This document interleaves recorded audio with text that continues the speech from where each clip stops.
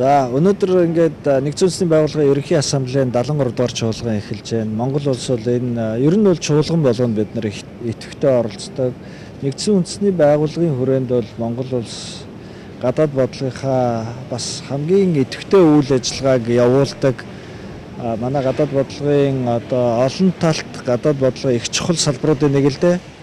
Тэгэхээр энэ жил бол бид нар хэд хэдэн урдаа зорилго тавиад явж байгаа. Нэгдүгээрт нэгдсэн үндэсний байгууллагын энэ жилийн одоо хилцүүлгийн хүрээнд бид нар далайд гарцгүй орнуудын судалгааны хүрээлэнгээ олон улсын байгууллага бид нар байгуулсан байгаа.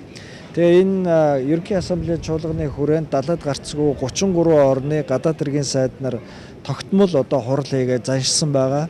Тэгээ энэ хуралд бол манай улс бол энэ нөгөө судалгааны хүрээлэн энэ улс орнуудын хоорондын энэ улс орнуудыг нэгтгсэн цорын ганц олон улсын байгууллагыг Улаанбаатарт байгуулсан учраас бид нар нэлээд манлайлах бас санаачлага одоо идэвхтэй гаргаж ажиллах ийм үүрэг ролтой оролцож байгаа.